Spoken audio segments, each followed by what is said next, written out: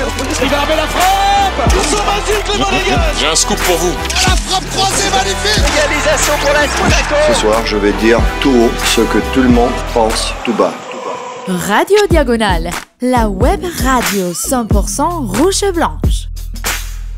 Eh bien bonjour, bonsoir toutes et tous, on se retrouve pour ce débrief de la 5e journée de Ligue des Champions. Monaco recevait Louis II le Benfica et Monaco dans un match entaché d'erreurs d'arbitre, entaché d'un manque de réalisme, entaché d'un manque aussi de solidité défensive sur la fin de match.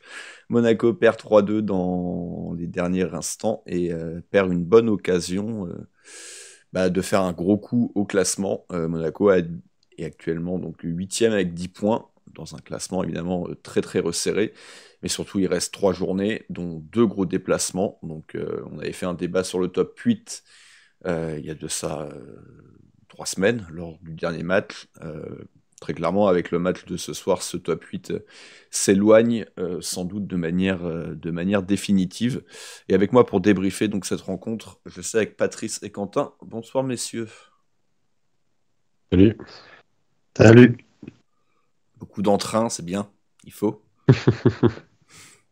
Voilà, clairement, grosse motivation là.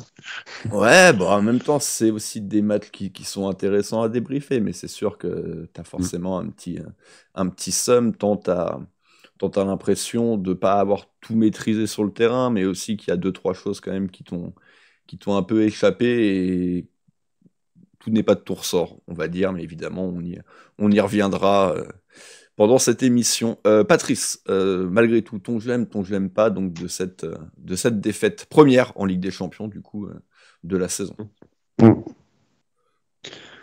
Ça n'a pas été facile de trouver un j'aime quand même. C'est vrai, comme tu le dis, on a un peu le somme du résultat.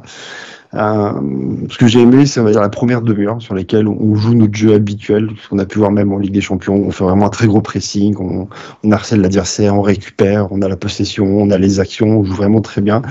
Pour moi, ça va jusqu'au moment où il y a l'erreur arbitrale, on en reparlera tout à l'heure, où derrière il dégaine beaucoup de cartons jaunes pour contestation et que ça nous sort complètement du match. Les joueurs sont plus là et derrière Benfica en profite bien. Ils reprennent le dessus et à la mi-temps on revient pas bien non plus, ils continuent. Et après il y a une deuxième période où après le carton rouge, où malgré le fait qu'on soit en infériorité numérique, je trouve que pendant un bon quart d'heure on a quand même réussi à faire comme s'il n'y avait pas de différence sur le nombre de joueurs. Tant que Benfica n'a pas fait des remplacements, on a vraiment tenu, on a réussi à reprendre l'avantage. Donc voilà, c'est là une très bonne période de notre part. Donc c'est cette partie-là que j'ai beaucoup aimé du match. Après le reste, c'est beaucoup plus compliqué. Ce que j'ai pas aimé, outre le fait qu'on a pris 6 buts en 2 matchs, forcément c'est l'arbitrage, quoi. Là, il nous sort complètement du match par un arbitrage qui est absolument pas cohérent du début à la fin. Il commence par sortir un carton jaune pour l'adversaire au bout de 4 minutes pour une faute qui est même pas légère. Donc je dis waouh, d'accord, il va nous sortir des cartons à la moindre action. Puis derrière non, pas forcément, il va laisser passer des gros tacles et tout. Sortir des cartons pour contestation à outrance, quoi. À peine on a osé lever la voix que tu dis sur son carton. On en prend quand même 5. Il y en a 4 pour contestation, 3 pour contestation et 1 parce qu'on essaie de gagner du temps de jeu. Le carton rouge de Singo, je sais même pas où il va le chercher. Pour moi, oui, c'est faute. D'accord, il y a un excès d'engagement, mais de là à aller sortir un carton jaune qui vaut rouge, sachant que ton premier jaune, ça a été une contestation, c'est ultra sévère. Et en face, mais il y a au moins 3 joueurs qui méritent de prendre des cartons rouges, quoi, pour accumulation de fautes et de jaunes. Que ce soit forcément Carreras qui fait un tacle assassin, qui doit clairement prendre limite même un rouge direct. Luis qui multiplie les fautes et qui a fait une très belle sur Mbolo qui mérite clairement de prendre son deuxième jaune là-dessus. Otamendi qui en a fait une 50aine pendant tout le match.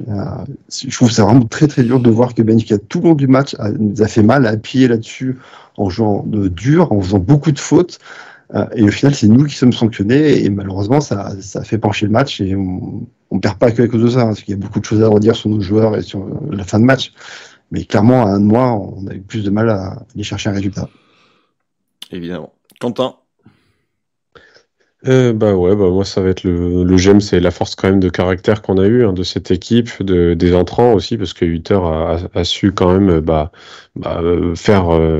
être décisif, hein, par rapport à ses entrants. Le but de Magassa aussi, le premier but de Soumoutou Magassa, donc c'est ça, tous ces éléments là qui peuvent montrer quand même voilà, des choses rassurantes. Je trouve que depuis qu'on a eu notre petite série, mauvaise série, on n'a pas démérité, en tout cas sur les derniers matchs. Et aujourd'hui, on démérite pas du tout. On a joué tout ce qu'on pouvait. On n'a pas semblé, en tout cas, être en dessous de cette équipe de Benfica, voire à l'inverse. Donc je trouve qu'on a, voilà, on a eu un très beau visage. Malheureusement, ça a été entaché, oui, par ces problèmes défensifs, voilà. Et puis notamment par l'arbitrage. Alors j'aime pas aussi, hein, je suis obligé d'en parler. Il y a beaucoup de choses que j'ai pas aimé, notamment voilà, cette défaite qu'on va pas mettre sur le coup de l'arbitrage, mais pour moi il était clairement pas au niveau de la Ligue des Champions ce soir.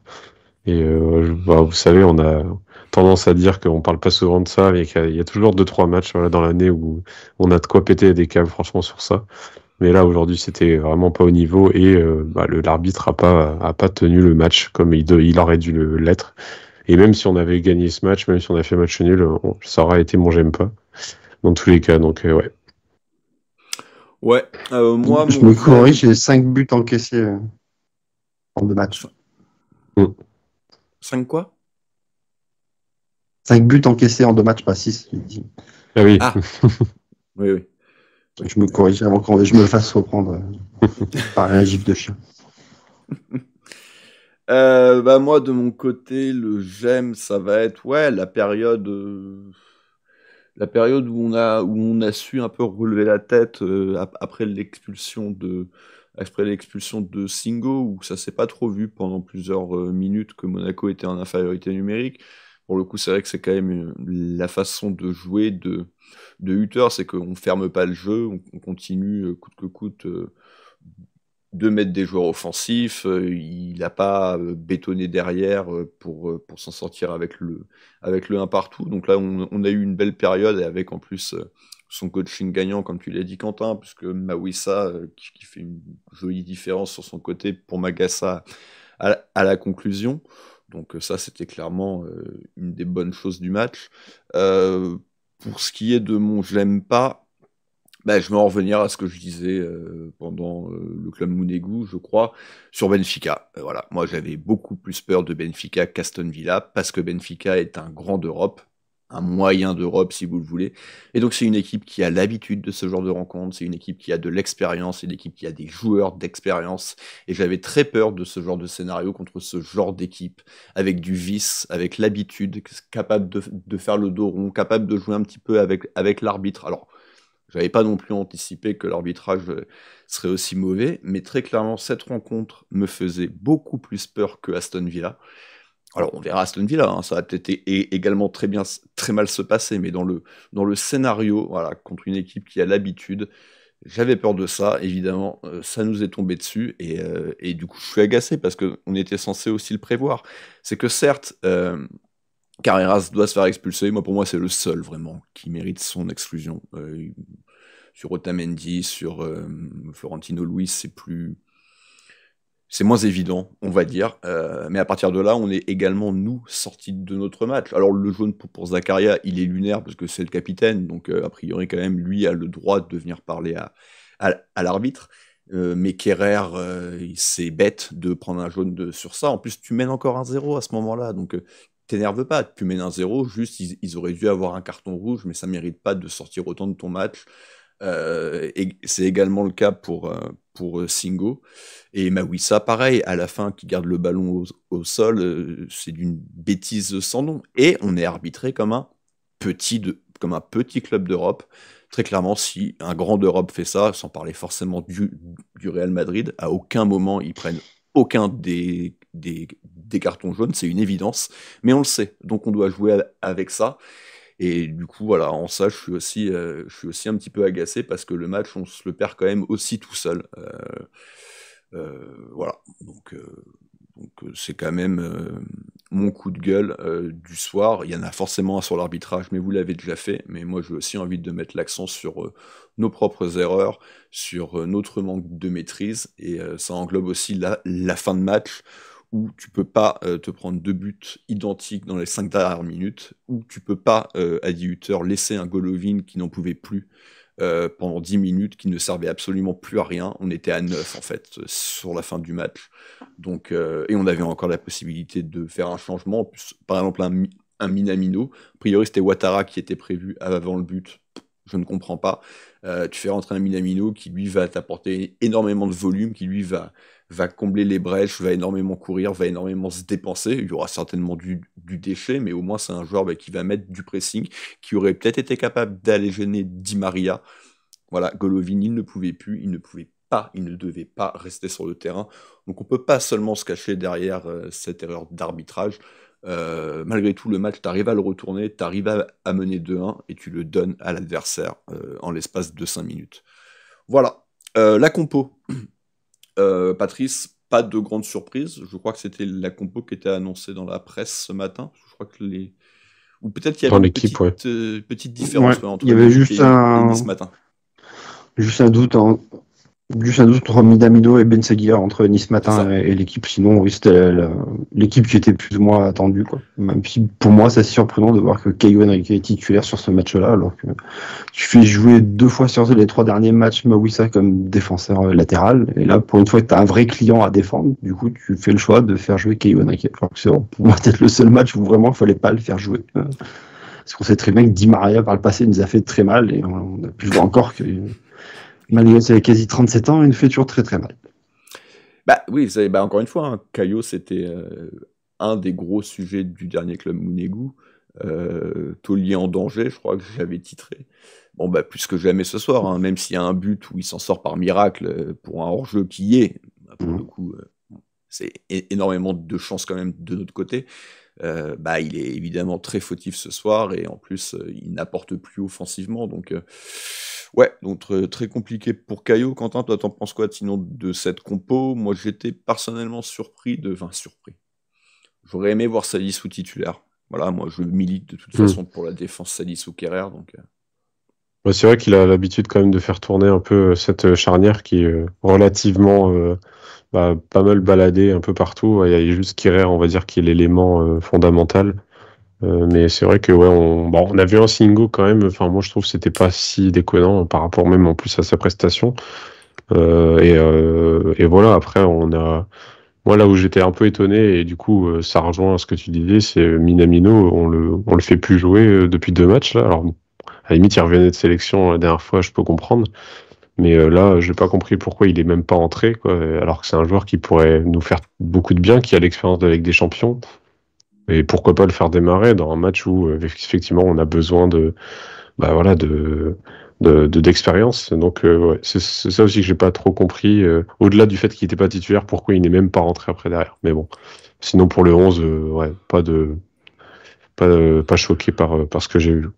Pas de surprise, 4-2-3-1, Ben Seguir en position de numéro 10, Akliouche sur son habituel côté droit, Golovin à gauche, Mbolo seul en pointe. Il y avait le retour de Balogun dans le groupe, il est rentré d'ailleurs, mais c'est vrai que c'était son retour. Pour le coup, j'avais plutôt misé sur un retour début décembre, donc à la limite je le voyais au plus tôt ce week-end. Bon, ça a été le cas un petit peu plus tôt, donc il est revenu quand même relativement vite de sa blessure. Le match, Patrice, cette première mi-temps, Monaco rentre plutôt bien dans le match, on les presse bien, on arrive globalement à dominer cette entame de match, en tout cas le premier quart d'heure, j'ai envie de dire, a vraiment été de bonne facture. Ouais, comme je le disais dans mon GEM, c'est vraiment ce début de match où, comme à notre habitude, on met un pressing très très haut sur le porteur de balle pour vraiment les pousser à faire des erreurs et récupérer le ballon dans leur surface. Je n'ai pas vraiment souvenir que Benfica a eu beaucoup d'actions dans ce premier quart d'heure. C'est plutôt nous qui avons la possession, c'est nous qui sommes dangereux sur quelques situations. Et c'est vraiment... Dommage qu'on n'ait pas réussi à tenir un peu plus longtemps sur ce rythme-là, parce que c'est vraiment là où on est le plus dangereux et qu'on arrive vraiment le plus à faire mal. Ça a payé contre Brest en marquant très très rapidement le match. Là, c'est venu quand même un peu plus tard. À partir de là, Quentin, moi j'ai quand même noté que Benfica, alors certes, ils ont pris un carton jaune très rapidement, pareil, tu le rappelais Patrice, dès la 5e de notre ancien joueur, Florentino Luis. Mais c'est vrai qu'ils ont quand même vachement durci le jeu là pendant la première demi-heure. Il y a eu énormément de fautes, plus ou moins importantes, mais surtout plus et moins sifflées, surtout. en notre faveur jusqu'au carton jaune, au premier carton jaune de Carreras. Globalement, oui, non, mais globalement, voilà, Benfica a quand même vachement durci le ton, et là, je trouve que l'arbitre a un peu perdu le rythme et le sens du match quand, voilà, vous en avez parlé, mais certainement que la première bascule de cette rencontre, elle est aux alentours donc de la 35e, 40e minute. Alors déjà, on peut noter que Benfica quand même a une double occasion assez importante, Quentin, sur une perte de balle un peu bête d'Elias Benseguir, qui pourtant avait ouvert le score vers le quart d'heure de jeu, mais c'est vrai que cette perte de balle très regrettable au milieu de terrain, et Madjeki qui fait quand même l'arrêt. Ouais, puis c'est vrai qu'on n'a pas parlé du 8, mais Oui, voilà, on peut a... le faire après, mais oui.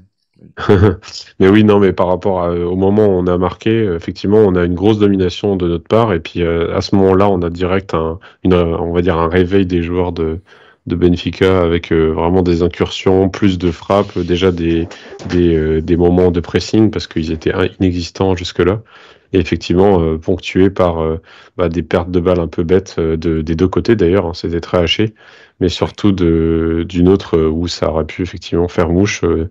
Alors un Benseguir effectivement qui avait marqué a perdu une balle un peu bête, alors parce qu'il avait fait une passe trop appuyée à destination de Singo qui n'était pas vraiment sur la trajectoire. Et effectivement, voilà, on a quand même des sauvetages. Il me semble aussi en mémoire un gros arrêt ensuite juste après à la 40e. Enfin, un gros arrêt, non, enfin, il la sort sur le côté, mais je me souviens que c'était pareil, une perte de balle, enfin, vraiment une action bête, quoi, qui se ponctue là-dessus, une faute qui est pas sifflée, enfin voilà, tout ça qui envenime un peu la situation de notre côté et qui forcément fait enchaîner un peu ces jaunes et ces discussions un peu futiles avec l'arbitre qui nous fait sortir de ce match et qui surtout laisse cette première mi-temps à l'avantage net de Benfica. On arrive à la fin de la mi-temps, clairement en manque de confiance. En tout cas, c'est ce que j'ai senti malgré le fait qu'on mène 1-0. Cette fin de mi-temps, justement, Patrice, on peut en parler, hein, ces 5 dernières minutes qui vont certainement être une bascule. Il y a l'enchaînement de cette grosse faute qui aurait été sifflée de Carreras, mais l'arbitre décide de laisser l'avantage. Alors déjà, sur une faute aussi grosse, je suis pas convaincu, surtout aussi loin des buts, que l'avantage soit vraiment une très bonne chose, surtout que Monaco perd très vite le ballon, et au final, c'est quasiment Benfica qui se retrouve avec une situation de but, puisque si je dis pas de conneries, quand on prend les 2 cartons jaunes sur contestation, on est sur un corner, hein, pour Benfica, donc ça fait quand même une grosse conséquence. Très clairement, à ce moment-là, Carreras doit prendre un second jaune, parce que là, le tacle, il rate le ballon, et par contre, il prend complètement Singo pleine vitesse. Ça vaut jaune, que t'en aies un ou pas un. Là, pour le coup, il n'y a pas de discussion à avoir. Et en plus, comme je le disais tout à l'heure, ça s'ajoutait à une accumulation de fautes depuis une quarantaine de minutes. Ouais, comme je le disais dans mon j'aime, j'aime pas, pardon, il met le carton très très rapidement à Florentino Luis sur son action, plus qu'il même pas qui mérite pas jaune pour moi, quoi. Hein. Et derrière, on pense qu'il va du coup siffler très durement dès qu'il va y avoir moins de contact et tout, mais non, derrière ça joue fort et tout, ça fait des gros tampons. Il sort quand même le carton pour Carreras qui fait déjà une première faute sur Camara qui est déjà bien lourde, donc qui va être bien le jaune correctement, quoi. Et là, c'est quand même super étrange de voir que sur ce tacle, que ni l'arbitre ni la VAR reviennent dessus pour dire non, là, c'est limite un jaune très orangé qui mérite d'être sorti et que le joueur sorte, quoi. Et malheureusement, quoi, nos joueurs derrière pètent un peu un câble. Que Zakaria aille, c'est le capitaine, c'est normal qu'ils prennent un jaune, c'est incompréhensible. Et derrière, ça enchaîne, parce que du coup, ça commence à énerver nos joueurs qui respondent très rapidement le jaune aussi, parce que lui aussi, il monte un peu au créneau, pas pour la faute, mais parce que Zakaria a pris un carton jaune, donc on s'en prend 2. Sur l'action d'après, c'est Singo qui s'en prend, parce qu'il y a une nouvelle faute qu'il fait sur un autre joueur qui n'est toujours pas sifflé. Et à peine il lève la gauche qui lui sort le carton jaune. Il met jaune au joueur. Ah, si c'est le jaune sur Arthur Gougou, ouais. Oui. Ouais. Oui, il sort sur le Turc, il sort le carton, ouais. c'est encore une grosse intervention et c'est vrai que c'est vraiment dans l'enchaînement parce que Mais Singo râle avant que l'arbitre ait sorti le carton. c'est fort possible, mais oui, parce que certainement qu'il doit demander un carton, voire un carton rouge. Après, encore une fois, il faut voir de la manière dont il demande. De toute façon, tant qu'on n'aura pas de sonorisation, on sera toujours un peu dans le fantasme de ce qui est dit par les joueurs, de ce qui est dit par les arbitres. Mais bon, on peut penser que ça s'est passé comme ça. Quoi qu'il arrive, Singo, c'est quand même un manque de maîtrise. Tu viens d'en prendre 2 une minute avant. En plus, ton équipier en défense centrale, pour la plus même ton raison, milieu quoi. de terrain. Donc, même si tu es agacé, ça doit faire partie aussi du package du joueur professionnel, surtout en Ligue des Champions, quand une équipe expérimentée, de ne pas faire ça. Tant pis, tu ronges ton frein. De toute façon, le jaune, il l'a mis aux joueurs de Benfica. Là, tu dois attendre la mi-temps, quoi. On est un peu avant la 45e. Et bon an, mal an, là, tu te dis que, attention, ça peut commencer un peu à ressembler à Nice. Moi, c'est vraiment ce que je me suis dit tout de suite. Je me suis dit, oulala, on va se prendre ce but juste avant la mi-temps, voire carton rouge, voire les deux, parce qu'on n'est plus à ça près. Bon, finalement, Quentin, on arrive à la pause 1-0. Plutôt logique, plutôt mérité, parce que c'est qu'on n'en a pas parlé, mais il y a quand même 2-3 situations intéressantes offensivement, en dehors du but, dont on parlera quand on fera les tops, mais globalement, à l'exception de ce dernier quart d'heure vraiment raté, je trouve, pour plein d'aspects, Monaco était supérieur à Benfica pendant une bonne partie de cette première mi-temps, et le score de 1-0 est plutôt logique, tant en fait les joueurs de Benfica se sont plus nourris de nos erreurs que réellement de construction personnelle. Ouais, puis c'est ça, c'est aussi la physionomie du match. C'est nous qui avions la plupart du temps le pied sur le ballon au début, et en fait ça a tourné au fur et à mesure de la mi-temps. Et nous, on a su faire le dos rond. J'ai trouvé qu'on a su défendre quand même, et ça on le souligne pas forcément parce qu'on s'est pris ces jaunes, parce qu'on s'est pris toutes ces frappes, ces erreurs, etc. Mais les défenses dans la surface étaient bonnes, Kjaer était impérial, ce Singo aussi. On n'avait pas eu, moi je trouvais pas qu'on quittait notre match jusqu'à ces errements, on va dire. Et finalement, on n'encaisse pas ce but. On peut se dire aussi, et capitaliser là-dessus, que à la mi-temps, on revient et on remet le pied sur le ballon et on gagne 1-0, et voilà, on n'a pas encaissé de but bête. On met ce deuxième but et on y va. Et malheureusement, on aurait pu commencer comme ça si Mbolo savait cadrer. Bah justement, Patrice, on va parler de ce début de seconde mi-temps, et puis on va faire une transversale avec la partie suivante de l'émission, à savoir top flop. Donc on va parler du flop, en tout cas d'un des flops, le premier, Brel Mbolo. Patrice, moi je l'ai pas trouvé sa première mi-temps mauvaise, je l'ai trouvé assez intéressant toujours dans ce rôle de fixation.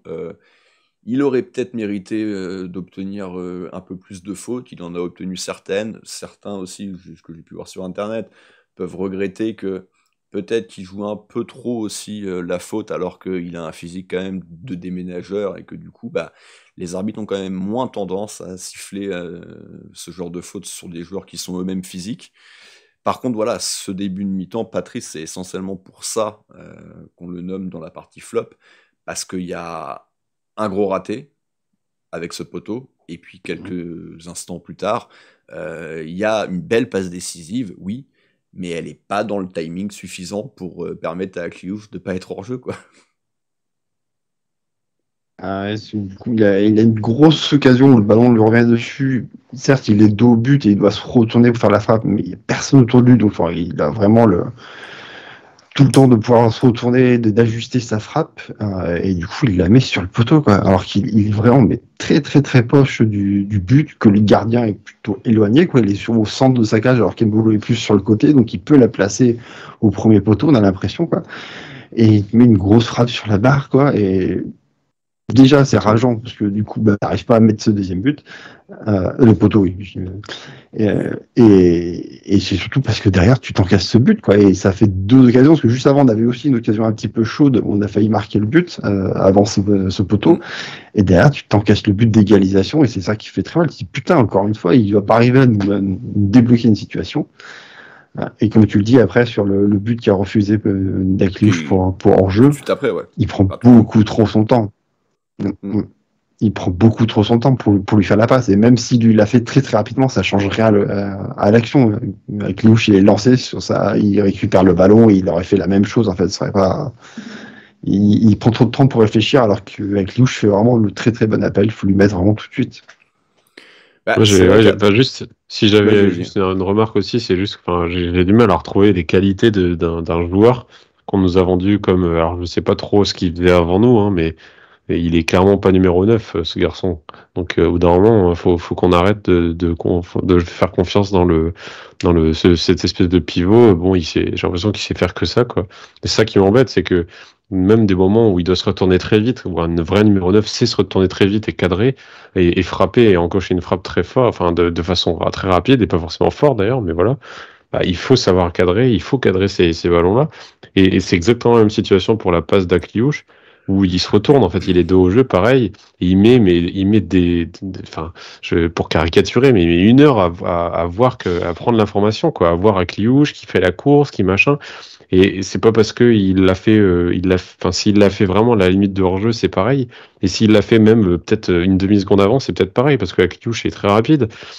Donc, je sais pas. J'ai vraiment la sensation que il n'a pas cette capacité déjà à jouer rapidement et à jouer dans dans ce schéma où justement on joue en 1-2 qu'on est censé combiner. Pourtant, il le fait quelquefois. Mais là, quand il s'agit d'être décisif, c'est vraiment caca culotte à chaque fois. Et ouais, c'est terrible, quoi. Là, pour le coup, à l'image de ces 2 occasions, c'est vraiment terrible pour lui et pour les conséquences derrière dans ce match, quoi. Ouais, c'est ça. C'est que les 2 fois, il commence bien, parce que son contrôle sur le but, la manière dont il se retourne, c'est le geste qu'il faut faire, et tout comme pour Akliouche. Le souci, voilà, c'est que tu vois qu'il y a un manque.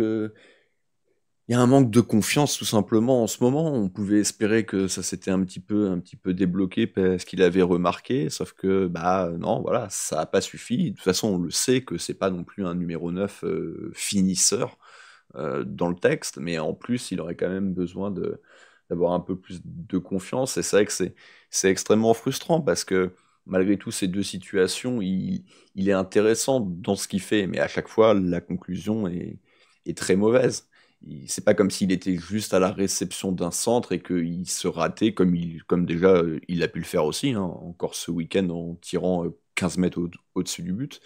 Là, c'est vraiment, c'est en 2 temps. Il y a une très bonne chose et puis hop, tout part en sucette juste derrière. Et donc, ouais, il y a ce quart d'heure un petit peu mauvais du coup de Monaco, Patrice, parce que il y a donc cette occasion ratée par Embolo. Il y a l'égalisation benfiquiste quasiment tout de suite après. Il y a ce but refusé justement à Kliouch, et encore une fois, quelques instants plus tard, il va y avoir, alors si je vois bien sur le résumé, il y a même 2 grosses occasions en quelques minutes pour Benfica. Voilà. Pour Benfica, avec une première intervention de Madjeki qui repousse au-dessus de sa barre, plus le but, quelques instants plus tard, de Bas, refusé pour un hors-jeu au départ de l'action. Enfin, au départ, en milieu d'action.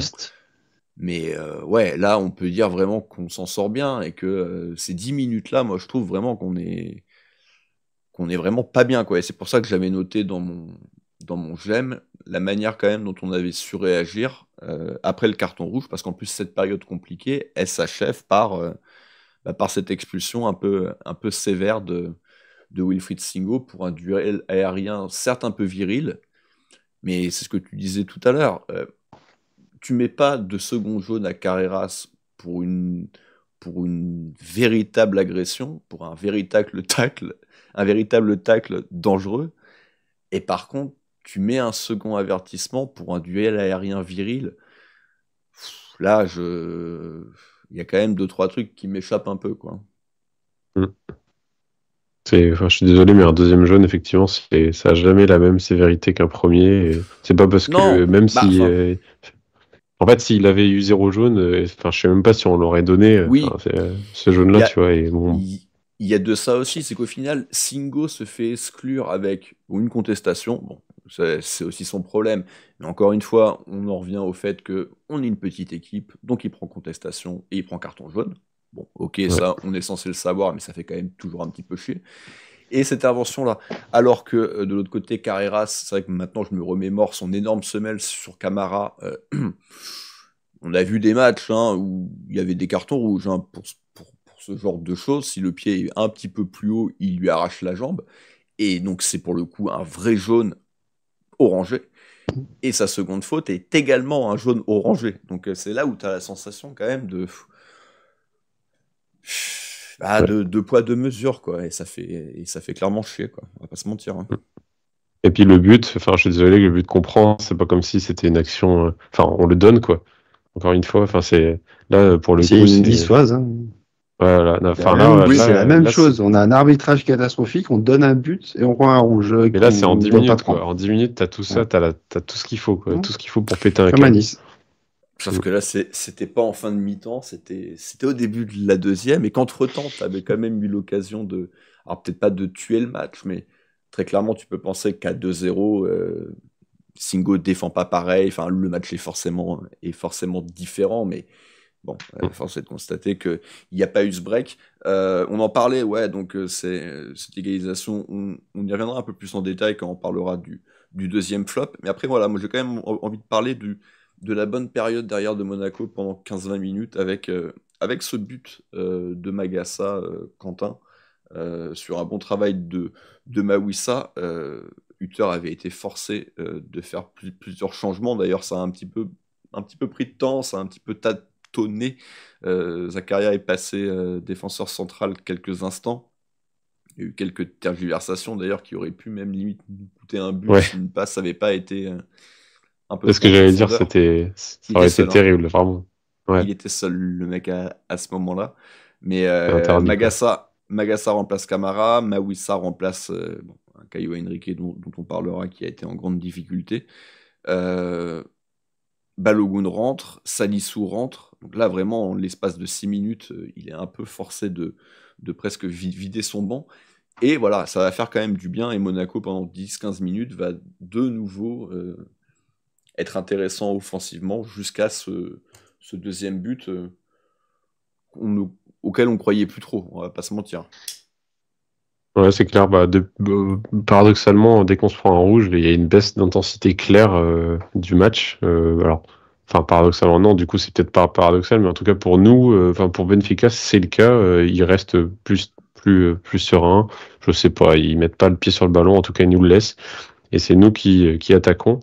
Alors attention, on sait très bien que nous, ça nous a joué plusieurs fois des tours de faire ça, et surtout quand on était, là, on peut penser encore à Nice, mais pareil, quand on court après le score. Là, pour le coup, on court pas du tout après le score, on est encore nul, on est encore à 1 partout, et on est censé, au moins, aller arracher ce but, et voilà, même si on est à 10 contre 11, je suis désolé, mais on garde le match à notre compte, donc c'est vraiment très agréable, en tout cas, à voir ça. Et après, une très belle action avec un Mawissa qui, sur son côté gauche, a vraiment des capacités de percussion et de débordement. Et là, il vient très bien centré là dans la zone de vérité et dans un endroit où il y a en plus de surcroît personne. Et Magassa qui vient ajuster aussi une très belle frappe à l'entrée de la surface à terre. Donc, c'était magnifique, c'était parfait même, j'ai envie de dire. Et ça vient ponctuer... ça avait même pas ponctué en fait notre moment fort parce qu'en fait on continue à poser le pied sur le ballon, on continue à avoir des occasions après ensuite. C'est ça qui est terrible, c'est que on peut continuer même à mettre pourquoi pas en mettre un troisième, et c'est ça qui donne de la confiance, je trouve, et puis qui met en doute l'équipe de Benfica, puisqu'ils vont même plus tirer jusqu'à la 75e, quelque chose comme ça. Et en fait, c'est encore une fois derrière, on va se compliquer le match un peu tout seul, quoi. Et c'est ça qui est vraiment dommage, c'est que on a, à partir du moment où Mawissa prend son jaune là Pour ce jeune débile là, je trouve qu'on commence à perdre un peu le pied aussi, à être fatigué. Les changements, effectivement, Golovin, on pourrait se dire il en que restait qu'un, mais bon, oui. voilà, on pourrait se dire que à ce moment-là, Minamino peut rentrer ou au moins quelqu'un qui peut défendre aussi un peu mieux et qui n'est pas rincé. Et même si Balogun nous fait quelques incursions, on gagne du temps, joue bien parfois, on a quand même une perte de balle assez bête et on vient se prendre un but un peu, pareil. J'ai envie de dire bête, mais c'est pas une perte de balle, c'est juste que c'est un peu anodin, ça sort de nulle part, quoi. On l'attendait pas, on le voyait pas venir et ça a donné confiance à Benfica. Ouais, c'est ça. Mais tu le disais, c'est vrai on arrive encore à se procurer des situations, mais par contre, tu as la sensation, Patrice, que oui, Balogun vient de rentrer, donc même s'il revient d'une assez longue blessure, il est frais. Akliouche, je l'ai quand même trouvé qu'il a plutôt tenu à peu près les 90 minutes. Par contre, c'est vrai qu'à chaque fois, ces situations, enfin, j'en ai au moins 2-3 en tête, où Balogun se retrouve absolument sans aucune solution, parce que personne ne monte pour venir l'aider. C'est souvent avec Akliouche que ça combine au début, donc Akliouche n'est pas forcément de nouveau disponible tout de suite. La seule solution, elle est pour Golovin, sauf que Golovin, il est complètement cuit, donc la seule solution, c'est de lui donner réellement dans les pieds.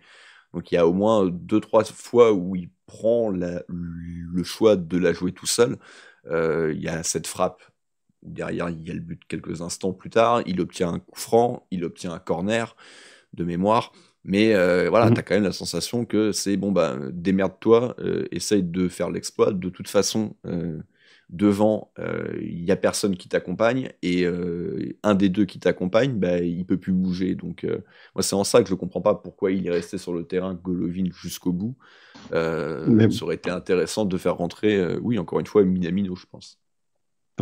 Pour moi, parce qu'il veut faire entrer Ouattara, pour moi, il va faire sortir Golovin à ce moment-là, parce que pour moi, son intention, c'est de passer à une défense à 3. Hein. C'est-à-dire, il va renvoyer Maouissa dans les 3 défenseurs centraux, Ouattara va prendre le côté à la place de Golovin et il va défendre à 5 derrière. Et pour moi, c'est Golovin qui sort à ce moment-là, parce qu'il n'y a pas de raison de sortir à Kliouche ou à un milieu de terrain. Ah bah oui. Mais du coup, du moment que tu prends ce but, derrière, forcément, il fait rentrer Ilikena, parce qu'il veut avoir du monde devant pour essayer d'aller... elle est marquée, mais du coup, il va pas sortir Golovin s'il a besoin d'un mieux. Là aussi, ça se discute.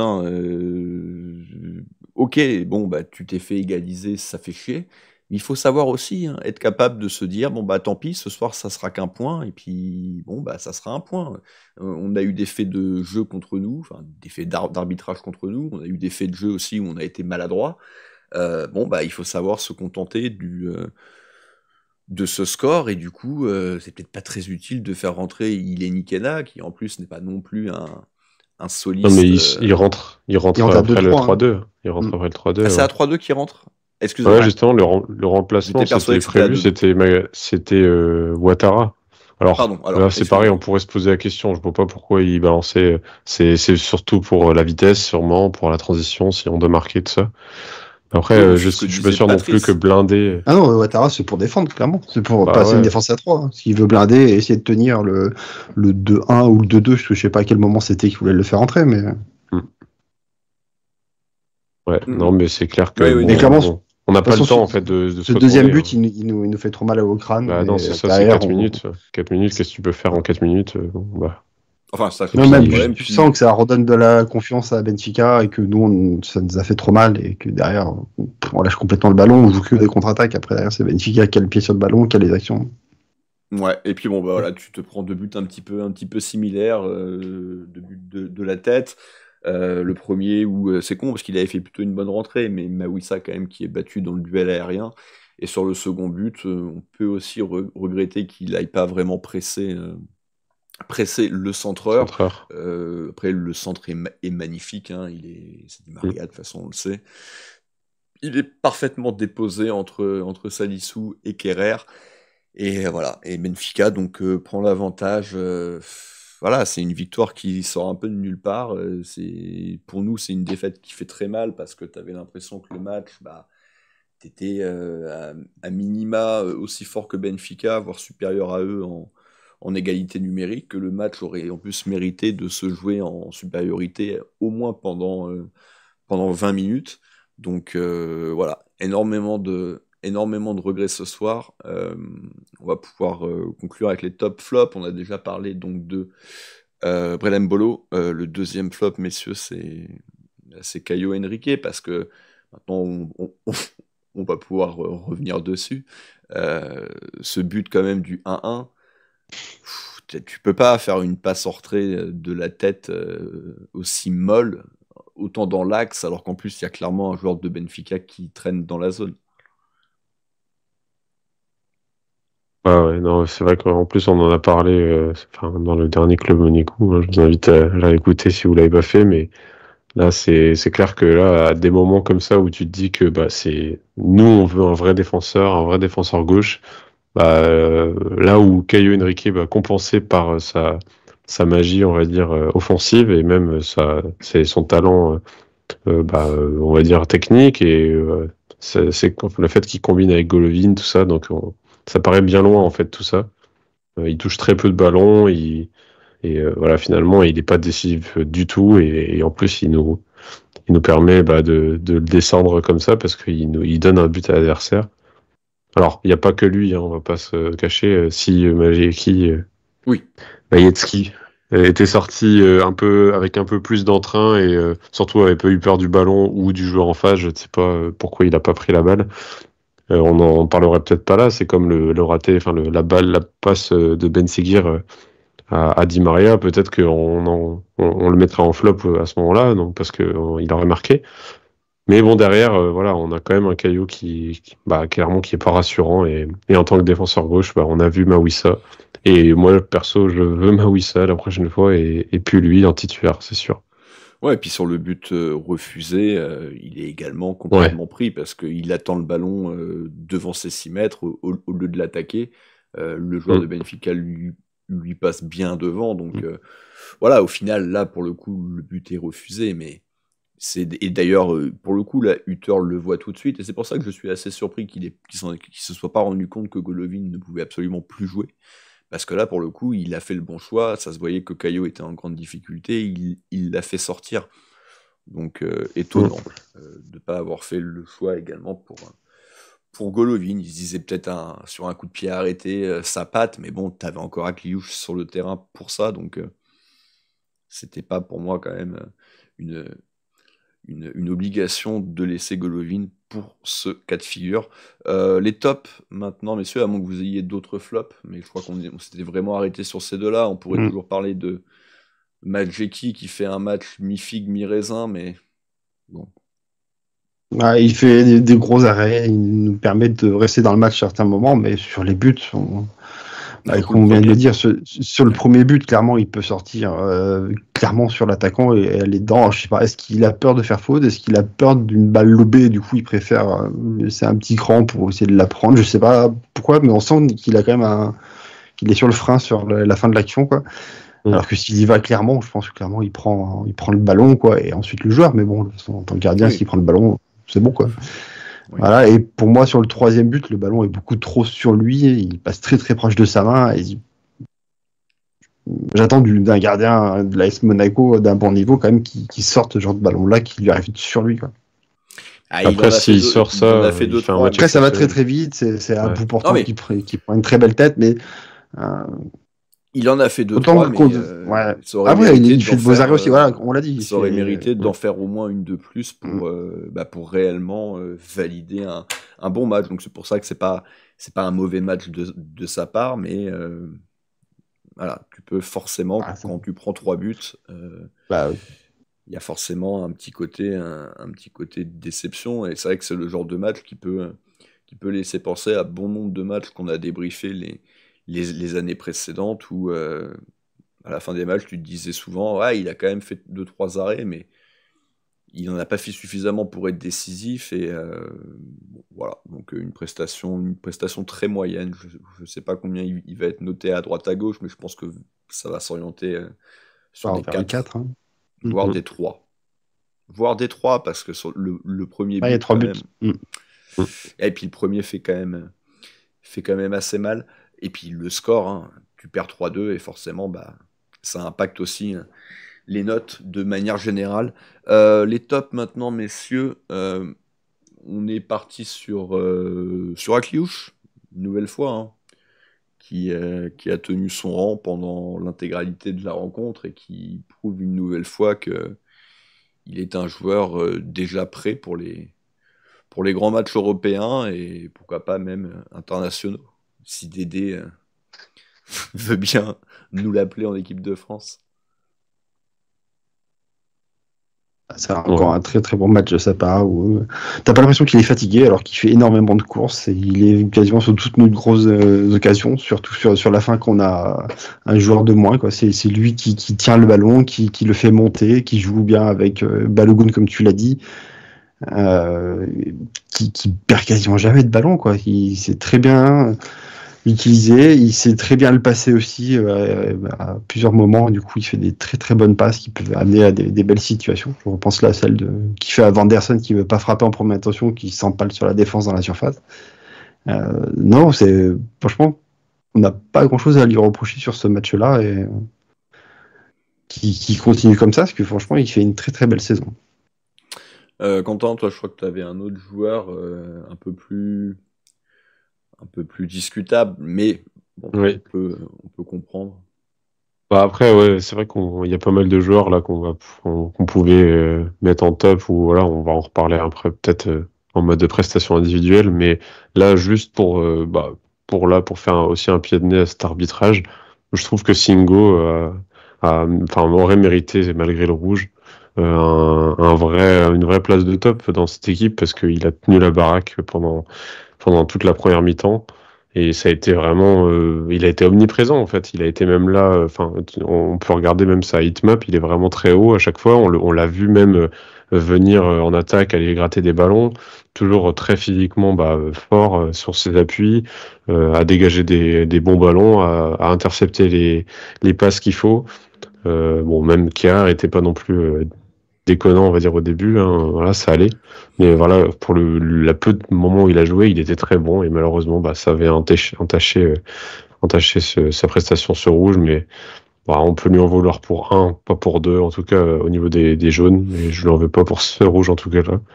Et il nous a clairement manqué une fois qu'il est parti. C'était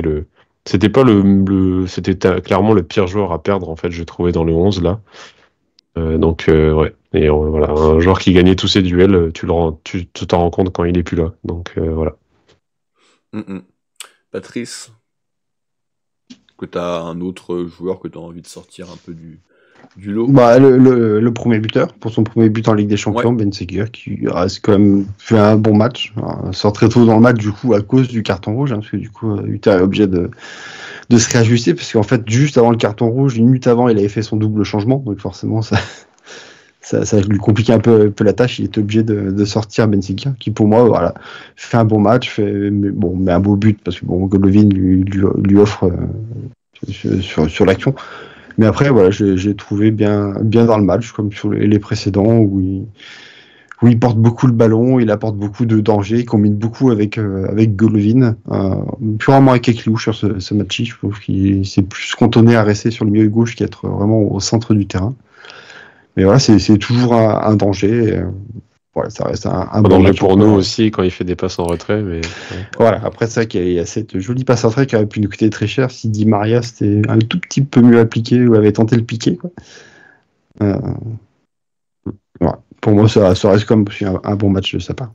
Ouais, un petit mot sur Golovin peut-être aussi. Je sais pas si par rapport à son but, c'est vrai que le but il est quasiment que dû à lui, quoi. C'est vrai qu'on en a pas trop parlé du coup du but, Rome. Mais je peux en parler vite fait là comme ça, mais juste ce que je trouve, le travail qu'il a fait effectivement dès notre partie de terrain, donc empêcher que cette balle sorte, se retourner, combiner avec tous ces joueurs avec qui il a construit cette action. Donc je crois qu'il y avait Akliouche, il y avait peut-être Mbolo aussi. Et voilà, donc c'est ces combinaisons en une touche qui permettent de faire progresser le jeu, et ça a été beaucoup de fois le cas, en tout cas dans cette première mi-temps, avec Benseghir notamment, etc. Mais voilà, là ça permet clairement de se créer une action presque de contre-attaque, alors que on n'est pas du tout on est un peu en train de subir le jeu et qu'on a la possession. Et finalement, voilà, ce renversement, c'est dû à lui aussi, et derrière cette intelligence aussi de la passer à Benseghir au lieu de frapper en angle fermé. c'est vrai qu'on lui doit ce but là clairement aussi.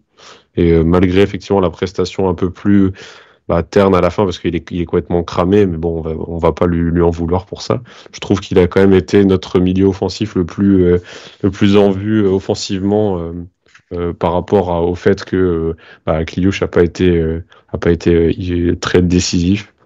Malgré que voilà, c'est un joueur important, encore une fois, il aurait pu marquer en plus magnifique but. Mais je trouve que les deux, il a rien envie à la prestation de Golovin et inversement. Donc voilà, je trouve que les deux étaient aussi pas mal ce soir. Non, Golovin, c'est juste Les trois, quoi. qu'il a joué trop longtemps et Ben Seguir, on le sait, c'est un peu notre électro libre, donc forcément il y a pas mal de déchets. Tant que c'est dans la zone offensive adverse, c'est pas trop problématique. Voilà, encore une fois, la passe hors trait, elle n'est pas pénalisable parce que Madjeki fait l'arrêt. Mais au final, voilà, comme on l'a dit, c'est quand même quelque chose encore qui doit être gommé dans son jeu. Les autres prestats, je sais pas, est-ce que vous avez envie de parler particulièrement d'un ou de nos deux joueurs, Vanderson, Ouais. qui est à l'origine du premier but, parce que c'est quand même lui qui frappe, Ouais. où le gardien détourne. À part ça, moi, je l'ai pas trouvé très... Moi, je l'ai Très trouvé en vue. vraiment omniprésent, en fait. Si, justement, Ouais. je l'ai trouvé vraiment, d'habitude, il est un peu sur son côté et on sait pas trop, on comprend pas trop son rôle. Et là, je l'ai vu à chaque fois, soit en défense, soit en attaque, il était tout le temps là. Beaucoup de courses. Et il a Oui, touché mais... beaucoup de ballons, beaucoup dans le cœur de jeu, etc. Alors, effectivement, pareil, il a fait une belle frappe et ça, donc pour le but. Oui. Mais sinon, c'était pas non plus, effectivement, le joueur le plus décisif du match. Et puis, on le voit pas non plus défensivement. On n'a pas vu autant, en tout cas, que les centraux. Mais il était présent, il était là et je trouve qu'il a pas non plus démérité. Et surtout, j'étais un peu étonné de le voir autant toucher de ballon. C'est pour ça que je le souligne. Mais après, c'est vrai que c'est un peu, voilà, c'est pas une sorte de demi-teinte quand même un peu, quoi. C'est pas non plus la prestation du siècle. Et après, nos milieux de terrain. Ouais, Bon. Camara, Zakaria, Patrice, rapidement. Moi, Zakaria, je l'ai trouvé plutôt bon. Il y a eu vraiment 2-3 sorties de balles très intéressantes. Camara, plutôt intéressant au début de match, mais il a quand même perdu le fil au fur et à mesure. Et pour le coup, Magassa a fait une plutôt bonne entrée. Et en plus, lui, contrairement à Mawissa, n'a pas non plus de choses négatives, en tout cas très évidentes à mettre à son passif. Donc voilà, c'est rapidement ce que j'avais à dire du coup sur nos trois milieux de terrain. Un Zakaria solide, un Camara un peu court sur la distance et un Magassa qui commence doucement à confirmer que il est une troisième option viable et tant mieux. Ouais, parce qu'on en a besoin, clairement. Donc c'est pas plus mal qu'il ait monté son niveau de jeu et qu'il nous fait voir de très belles choses, parce que même si tu enlèves son but, il fait quand même un très bon match à côté de ça, au niveau de la récupération, au niveau du pressing, parce qu'on a un joueur de moins et que forcément il y a un abattage encore plus important à faire pour lui, avec Zakaria, et il le fait très bien. De toute façon, on l'a souligné, pendant qu'on était à un de moins, on a eu une très grosse période où on a vraiment très bien tenu le ballon et tout, et il y est pour quelque chose aussi, ce qui il aide dans la récupération et dans la progression avec le ballon pour aller devant le but de l'adversaire. Donc, voilà, qu'il continue comme ça. Je pense qu'en plus, son but, malheureusement, je pense qu'il aurait aimé que ce soit le but du 2-1 qui finisse. Voilà, ça va le conforter. Je pense que ça va l'aider aussi à franchir un cap, quoi. Ça va faire du bien à un jeune joueur comme ça de marquer. Donc voilà, très belle rentrée. C'est bien d'avoir une solution et d'être moins embêté quand un des deux titulaires sera indispo. Le débat rapidement, messieurs, est-ce que après avoir cru au top 8, est-ce que ce soir Monaco n'a pas dit définitivement au revoir au top 8, au sens où Monaco donc a 10 points, on sait que pour le top 8 il faudra 15, peut-être 16 points pour y accéder. Il reste 3 rencontres, 2 déplacements chez des gros, une réception d'une bonne équipe d'Aston Villa qui ce soir a fait un triste 0-0 contre la Juve, mais bon, la Juve, historiquement, c'est quand même rarement des matchs où il y a énormément de buts, et ça continue visiblement, même en 2024. Mais aussi Monaco donc a perdu Wilfried Singo pour le match Arsenal. Visiblement, Mawissa sera également suspendu. pour Arsenal. Il me semble aussi. Oui. Ouais, c'est ce que nous transmettait Damien là. Donc, mais du coup, ça veut dire qu'on va de nouveau avoir Caio. Ça veut dire qu'on va forcément avoir Vanderson à droite, vu que tu pourras pas mettre Singo à droite. Donc voilà. Après, je sais pas. Est-ce que d'autres joueurs, c'est plutôt toi qui es sur ça, Patrice, mais est-ce que Zakaria Non, est autant... Non, ok. Bon, ça c'est plutôt une bonne nouvelle, on va pas se mentir. Non, j'ai pas souvenir. Et Kerrer aussi était pas sous. Non, c'est l'autre joueur, c'était Camara qui était. Et il a pas pris. Et c'est peut-être une des raisons qui a poussé aussi qu'il le sorte un petit peu au-delà du fait qu'il était un peu sorti du match. Je pense qu'il voulait pas prendre le risque de perdre encore les joueurs de plus. Bon, après, pour Caillou, quoi, il va devoir défendre qui sur Saka. C'est pas non plus un grand ailier qui tribune et tout. Il est pas très rapide, il met pas beaucoup. Voilà, ça devrait le faire. Il met pas beaucoup. Non, pour répondre à ton débat, pour moi, compliqué. Autant à Aston, je veux bien croire qu'on aille chercher les 3 points.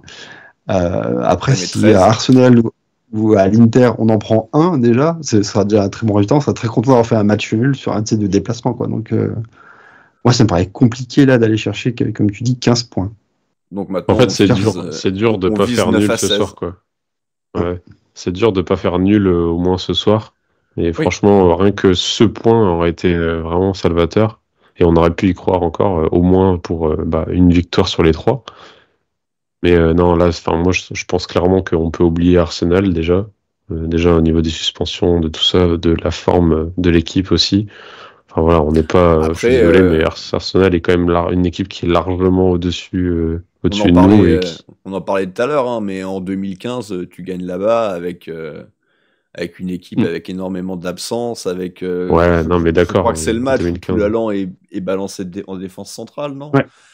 Ouais, c'est ça. Que tu joues chez Gilet, avec Diarra capitaine, c'est vraiment Non, mais c'est clair, il y a toujours, il y a toujours moyen. Mais c'était un match à élimination directe, il n'y avait pas il y avait pas tout ça. Et puis en fait, moi, ce que je me dis, c'est que il y aura beaucoup d'effets en attaque. Là, il y aura il y avait un 9. Non, puis il y a beaucoup d'effets de classement. On va commencer à compter les points. C'est clair que là, les 3 dernières journées, là, ça va commencer clairement à se dire est-ce que j'ai assez de points pour passer. Donc le classement, c'est fou. Hein. Oui, c'est. Puis en plus, on peut pas tout maîtriser. C'est clair que dès la journée de Arsenal passée, on va déjà voir qu'il y a d'autres trucs qui ont bougé. Mais là, Arsenal. Voilà. Et puis Arsenal et Aston Villa ont autant de points que nous. Et après, on jouera l'Inter qui aura sans doute plus rien à jouer. J'imagine parce que eux, ils sont clairement, ils survolent la compétition. Ouais, ça c'est plutôt une bonne chose. Et voilà, et puis ils jouent quand même, alors le Bayern quand même, Leverkusen, donc on verra bien. Mais après ils jouent le Sparta Prague. Enfin voilà, il y a clairement moi je n'ai aucun souci sur le fait qu'à mon avis eux ils seront dans le top 8. Donc potentiellement on peut se dire qu'il y a quelque chose à aller chercher à la fin. Et je pense qu'on la jouera à fond et c'est donc tu peux tant mieux. Y croire. Du coup. Mais en fait le problème c'est que ce sera sûrement pas suffisant, quoi. Moi je crois qu'on ait une victoire, mais le problème c'est que je te dis, on n'a pas eu le nul ici. À 13 points, on peut pas prétendre au top 8 de ce que j'ai compris. Ou alors ça va être compliqué. Non. 13 points. Donc, déjà, le top 8 à l'heure actuelle, il est à 10 points. Il reste 9 points. Donc 13, ça paraît extrêmement Donc voilà, pour moi, c'est... Voilà. Je ne dis pas qu'on ne doit pas la jouer, effectivement, mais ça va être très compliqué. Et je pense qu'on va déjà être très content d'engranger juste... quelques points supplémentaires, ou si ce n'est un, sur ces derniers matchs, au moins pour se qualifier dans la phase de barrage. Ok, bon, de toute façon, on verra, mais c'est sûr que, voilà, on le savait, c'était un des derniers matchs où on avait des vraies chances, on pouvait se mettre vraiment dans une situation idéale, ça a failli être le cas, malgré tous les faits de jeu, on s'est retrouvé quand même à mener 2-1 à 5 minutes, 10 minutes de la fin avec le temps additionnel. Mais malheureusement, voilà, tout est tombé dans les derniers instants et Monaco donc s'en sort avec un 0 pointé ce soir. Rapidement, les pronostics.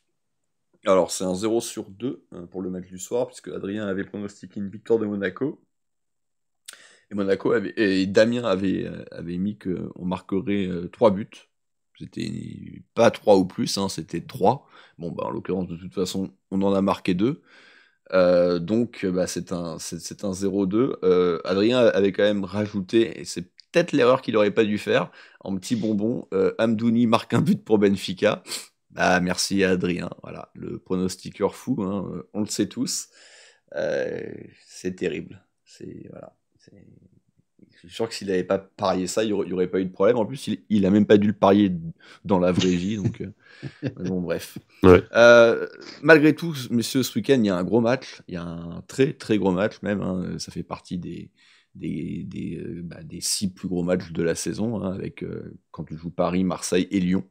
Monaco en prime time déplace dimanche soir. En prime time devant 60 000 téléspectateurs en fusion. Et encore 60 000, c'est pour prendre large.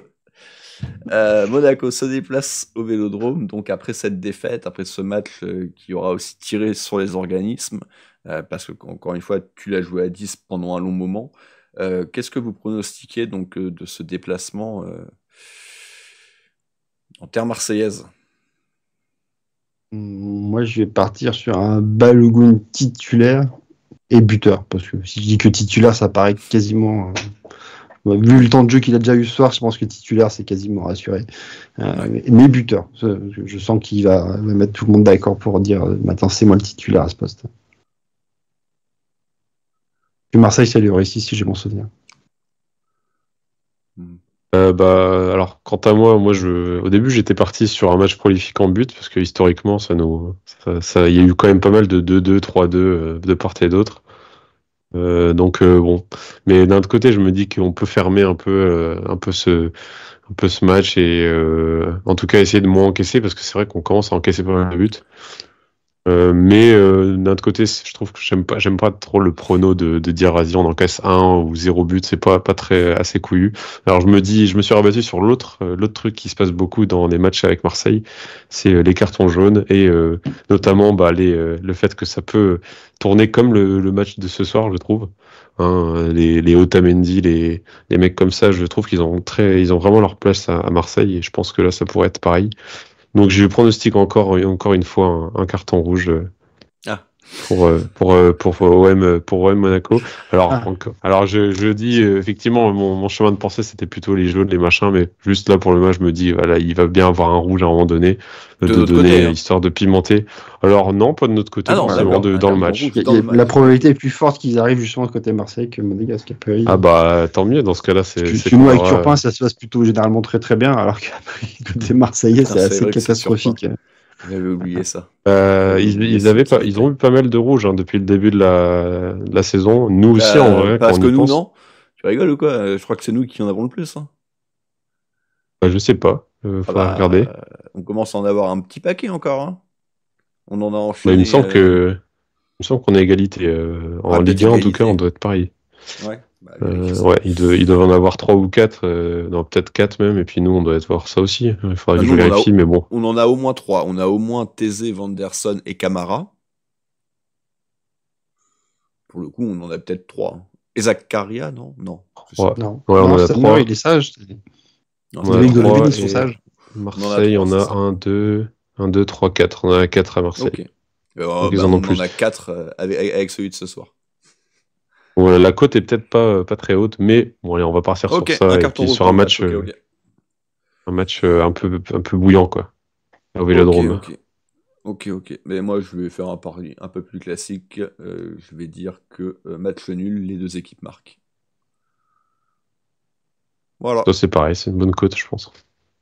Oui, ça va être aux alentours des 3-4. Bon, voilà. Tant que ça. Le match nul, oui, généralement ça paye. C'est un match c'est vrai, ouais. Qui exclut le 0-0, donc bref, c'est pas très important. En tout cas, voilà, merci messieurs donc, de m'avoir accompagné pour ce débrief. On se retrouve donc dimanche soir après le match de l'OM. D'ici là, portez-vous bien et Dagemunegu. Et bisous.